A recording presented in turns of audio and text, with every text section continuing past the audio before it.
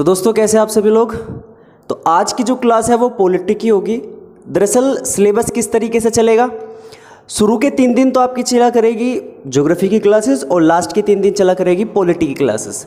पर प्रॉब्लम यह है कि पॉलिटी की क्लासेस में कुछ क्लासेस पीछे छूट गई हैं, तो उनको मैं किस दिन एक्स्ट्रा क्लासेस में कंप्लीट करा दूंगा। आज क्लास के अकॉर्डिंग आप सभी को लेकर चल रहा हूँ और क्लास के अकॉर्डिंग भाग चलना है। आज 4 भाग चलेगा, 4 यानी कि पार्ट 4, और ये चल रहा है हमारा इंडियन कॉन्स्टिट्यूशन, इंडियन कॉन्स्टिट्यूशन यानी कि भारतीय संविधान, भारतीय संविधान। इससे पीछे की जो क्लासेस है कोशिश करूंगा बहुत जल्द आपको क्या मिल जाए, ऑनलाइन ही मिल जाए। ठीक है, फिलहाल आप यहीं से ही पढ़ना शुरू कीजिए और सारी की सारी चीज़ें अच्छे से समझ के चलिएगा। ठीक है, तो आप ये मान लीजिए कि पॉलिटी की यानी कि भारतीय राज्य व्यवस्था की आज आपकी पहली क्लास है ये। ठीक है, ऑनलाइन वालों और ऑफलाइन वालों की तो चली रही है। पार्ट 4 है क्या, पार्ट 4 में आर्टिकल कहाँ से कहाँ तक आते हैं, तो आप आर्टिकल लिख लीजिए 36 से 51। भाग 4 में अनुच्छेद 36 से 51। तो 36 से 51 कितने आर्टिकल हो गए, 15। एक खुद 36 भी तो है, तो 16 आर्टिकल। कितने आर्टिकल हो गए इसमें, 16 आर्टिकल हो गए, 16 अनुच्छेद। ठीक है भाई। पार्ट 4 का नाम है राज्यों के नीति निर्देशक तत्व, राज्यों के नीति निर्देशक तत्व, directive principle of state policy. इसको शॉर्ट फॉर्म में डीपीएसपी भी लिख देते हैं। ठीक है भाई, तो मैं जहां भी इस्तेमाल करूंगा वो डीपीएसपी का ही इस्तेमाल करूंगा। आप समझना कि वो क्या है, राज्य के नीति निर्देशक तत्व है। अब राज्यों के नीति निर्देशक तत्वों को शुरू करने से पहले इसके बारे में कुछ जान लेते हैं। फॉर एग्जाम्पल, राज्यों के नीति निर्देशक तत्व किस देश से लिए गए हैं। तो मैंने आपको जब विदेशी स्रोत पढ़ाए थे तब मैंने आपको बताया था कि संविधान में कौन सी चीज कहां से ली गई है। ठीक है, तो याद रखेंगे राज्यों के नीति निर्देशक तत्व जो लिए गए हैं, आप एक तरफ इधर लिख लेना। इसमें आप सबसे पहला पॉइंट लिखना कि जो डीपीएसपी है ये आयरलैंड से लिए गए हैं। बिल्कुल, आयरलैंड से लिए गए।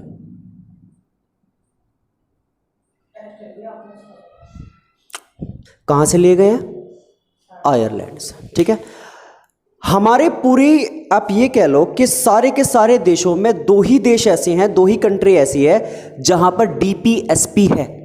बाकी और किसी भी देश में राज्यों के नीति निर्देशक तत्व नहीं है। और वो 2 देश कौन से हुए, एक तो भारत और एक आयरलैंड। बात समझ में आई या नहीं, तो आप ये भी लिख लीजिए। जो डीपीएसपी है यह है देश के, यानी कि आप ऐसे लिखना, यह है भारत व आयरलैंड को छोड़कर, भारत व आयरलैंड को छोड़कर अन्य किसी देश में नहीं है, को छोड़कर अन्य किसी देश में नहीं है।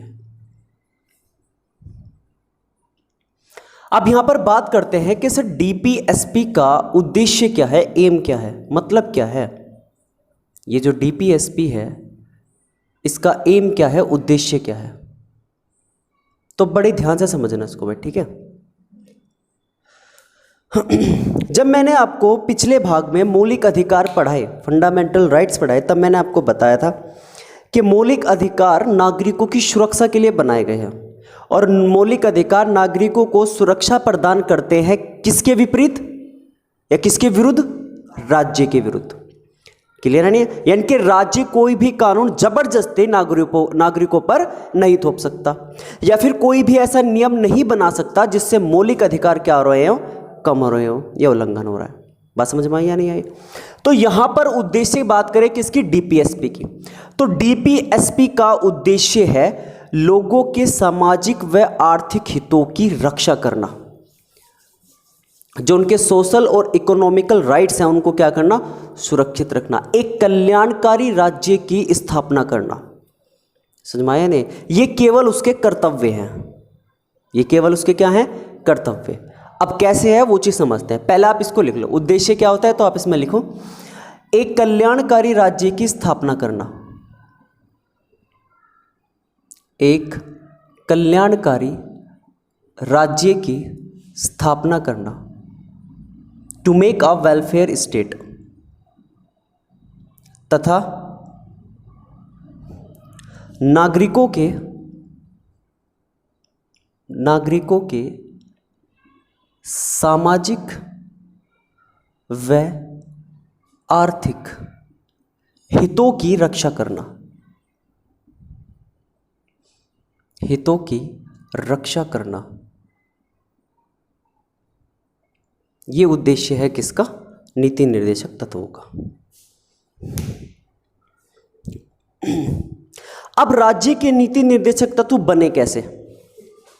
सबसे पहली चीज तो यही है, तो याद रखना। फोर्थ पॉइंट में आप लिखेंगे, दरअसल 1935 में पंडित जवाहरलाल नेहरू की अध्यक्षता में, किसकी अध्यक्षता में? पंडित जवाहरलाल नेहरू की अध्यक्षता में एक समिति का गठन किया गया।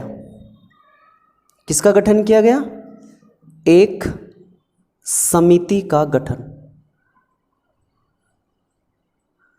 और इस समिति का नाम क्या था? तो आंसर होगा तेज बहादुर स्प्रू समिति।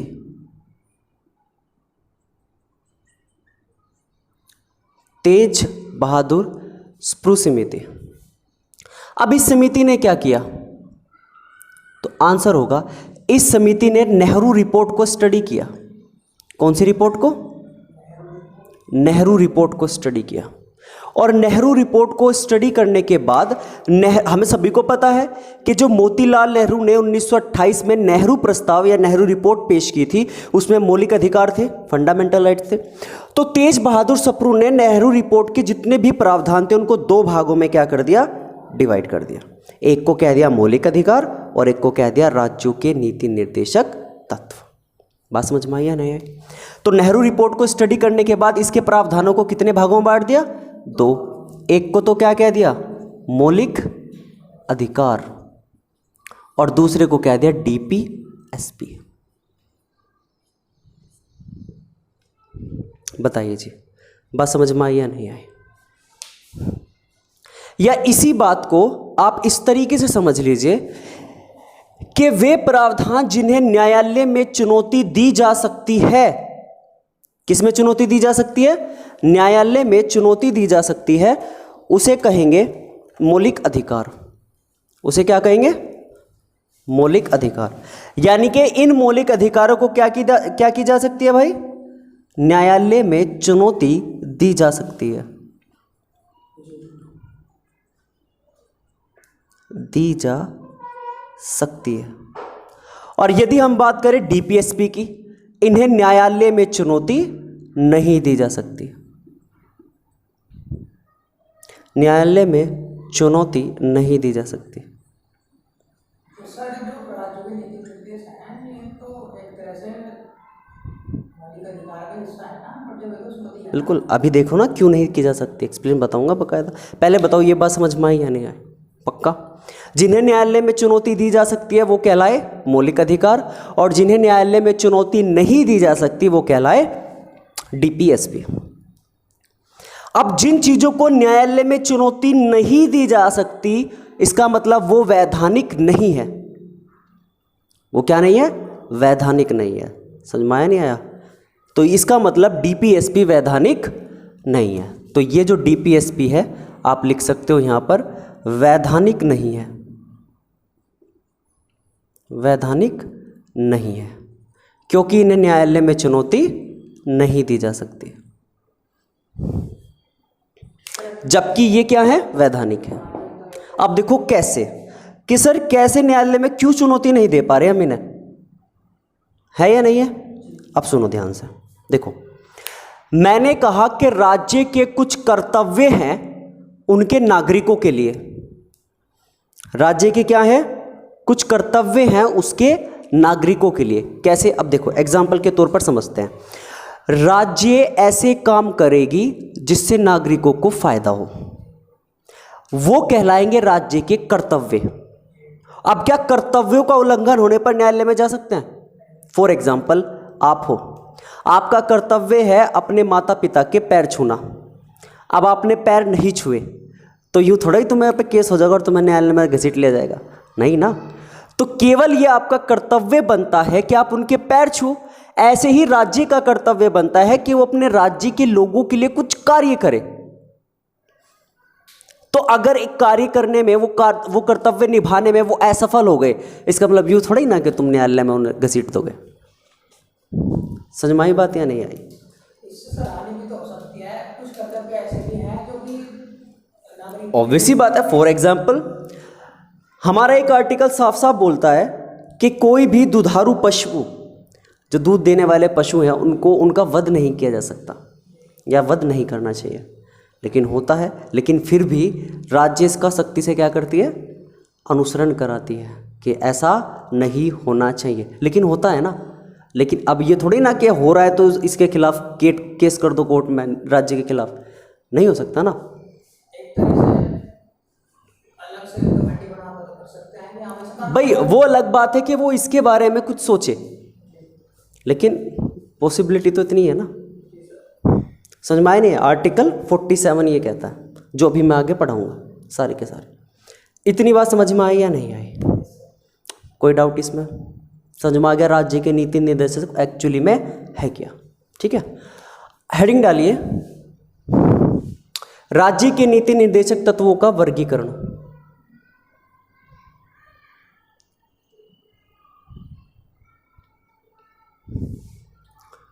डीपीएसपी का वर्गीकरण, classification of directive principle of state policy. ठीक है भाई। आर्टिकल सबसे पहले इसको 3 भागों में बांटा गया। कितने भागों में, 3 भागों में।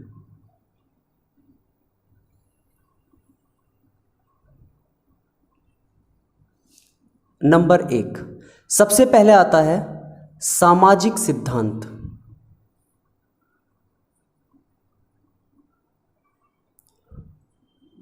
Socialist theory. दूसरा आता है गांधीवादी सिद्धांत। गांधीवादी सिद्धांत, गांधीवादी थ्योरी। और तीसरा आता है उदार बौद्धिक सिद्धांत। उदार बौद्धिक सिद्धांत, यह आता है तीसरा। Intellectual theory.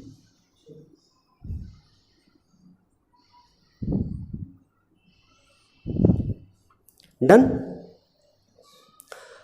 तो ये 3 भागों में क्या है, डिवाइड है।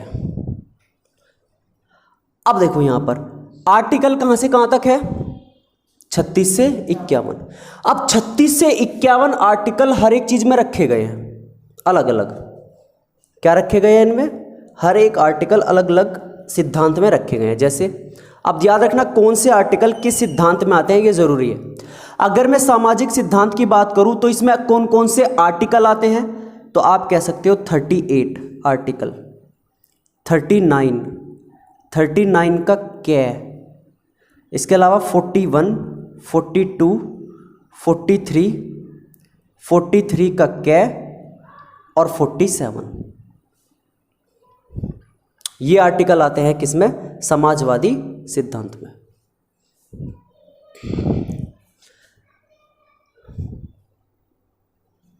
और 47 हो गया। उसके बाद गांधीवादी सिद्धांत, इसमें कौन कौन से आर्टिकल आते हैं? तो इसमें एक हो गया 40, एक हो गया 40। अब देखो 43 इसमें भी है और 43 इसमें भी है, तो आप इसमें लिख सकते हो 43 आर्टिकल, और एक लिखना 43 ख। देखो 43 क इसमें है, इसमें आ जाएगा 43 ख। हाँ, फिर इसमें आ जाएगा एक 46, 47 और 48। 47 सर इसमें? हाँ, इसमें भी है और उसमें भी है।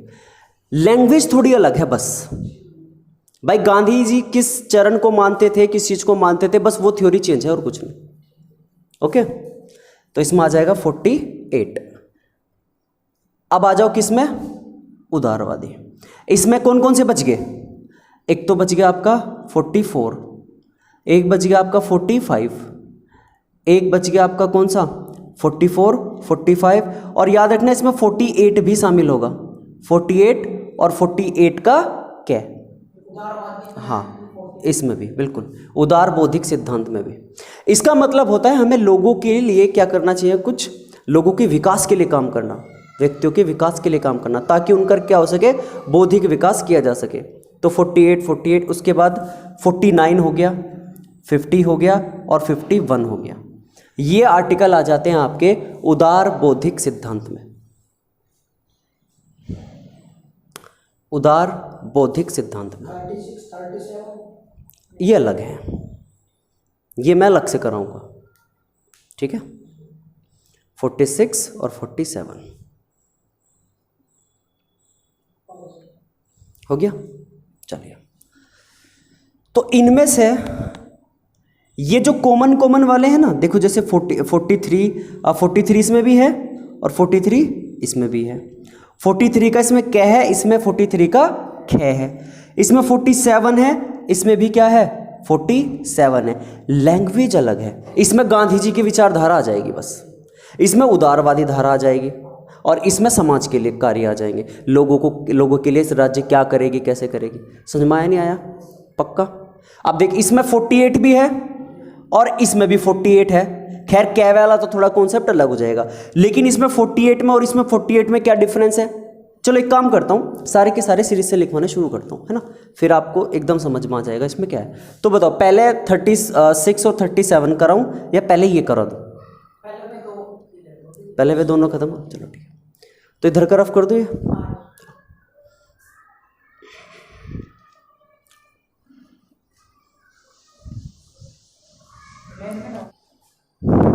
चलो, तो सबसे पहले इसमें हम पढ़ेंगे कौन सा? अनुच्छेद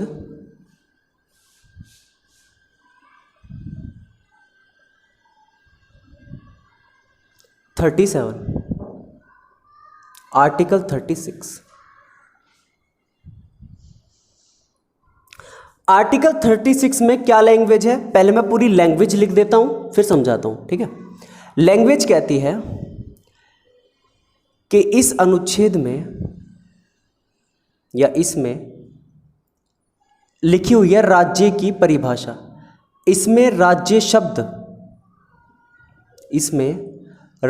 शब्द का वही मतलब है जो संविधान के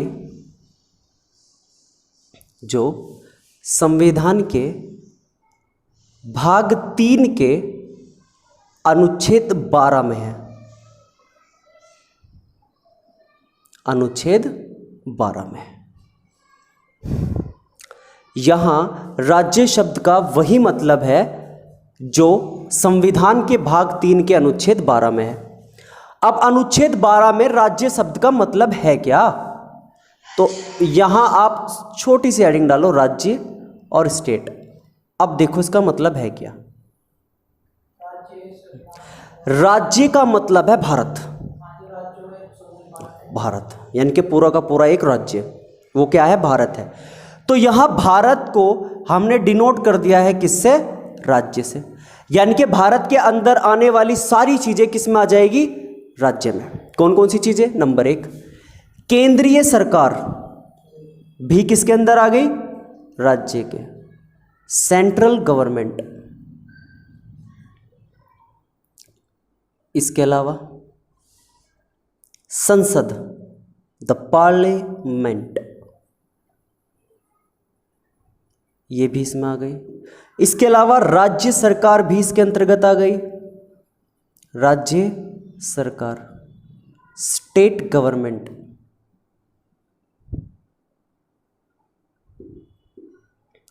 और इसके अलावा विधान मंडल इसमें आ गई,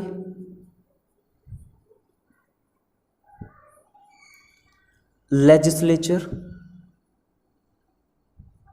इसके अलावा स्थानीय स्वशासन इसमें आ गया, स्थानीय स्वशासन, लोकल गवर्नेंस। लोकल गवर्नेंस का मतलब क्या है यहां पर? जैसे पंचायत, नगर पालिका, नगर निगम, वो सब किस में आ गई? स्थानीय स्वशासन। मैं लिख देता हूं, जैसे पंचायत, नगर पालिका, नगर निगम। कैसे? बिल्कुल। नगर निगम।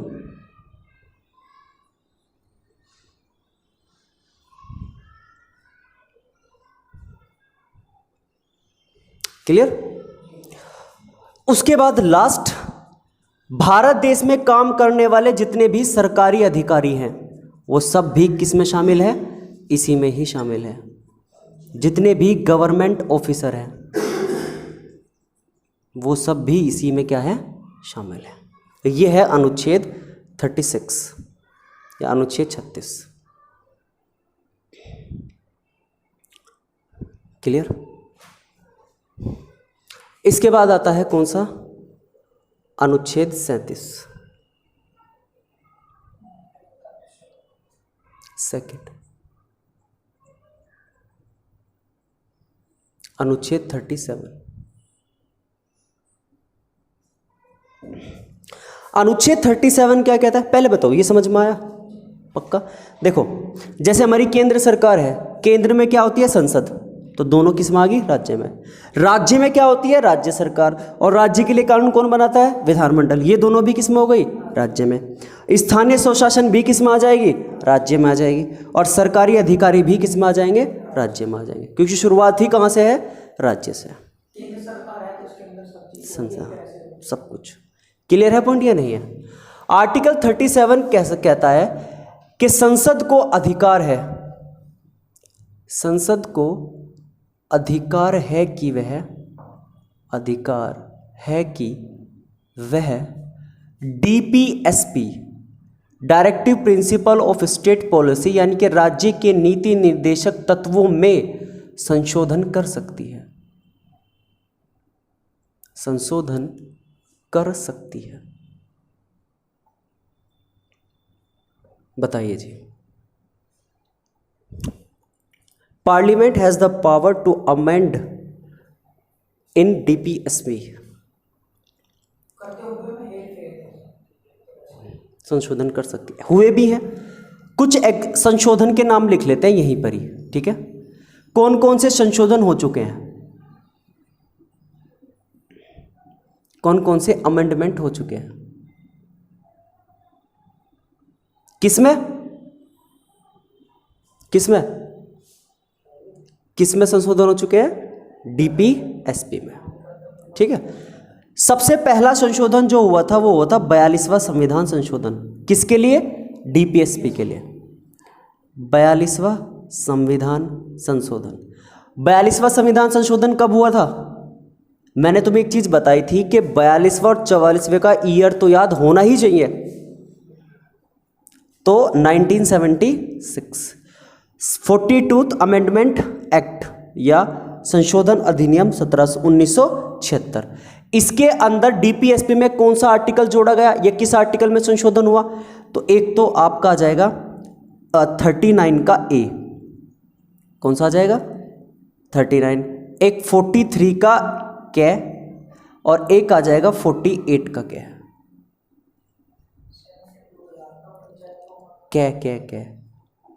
समझ में आया या नहीं आया? 39 का क्या है, 43 का क्या है और 48 का क्या है, ये क्या होते हैं ये मैं आगे बताऊंगा ही, ठीक है। तो ये जोड़े गए। उसके बाद एक संशोधन और हुआ जिसे कहा गया 44वां संविधान संशोधन। 44वां संविधान संशोधन 1978। इसके अंतर्गत कौन से आर्टिकल जोड़े गए? तो आर्टिकल 38 की भाषा में, या आप ऐसे लिखना आर्टिकल 38,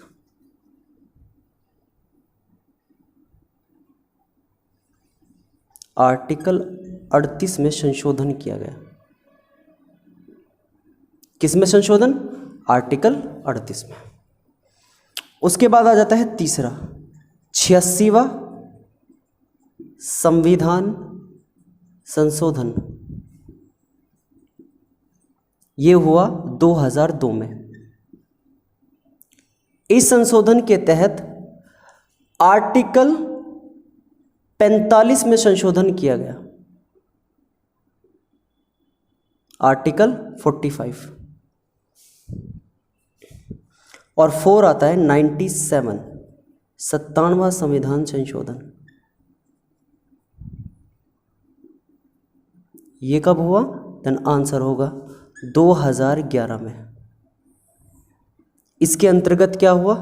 इसके अंतर्गत आर्टिकल 38 का सेकंड पार्ट जोड़ा गया। 48 ख लिखना, 48 ख जोड़ा। तो ये संशोधन हुए अभी तक किसमें? राज्यों के नीति निर्देशक तत्वों में। समझ में आया नहीं आया? तो आर्टिकल 37, संसद डीपीएसपी में क्या कर सकती है? संशोधन। कितने संशोधन हो चुके हैं? 4। कौन कौन से? 42, 44, 86 और 97। 42वां किस सन में हुआ? 44वां, 86वां और 97वां 2011। समझ में आया नहीं आया? आर्टिकल 42 के तहत कौन कौन से आर्टिकल जोड़े गए?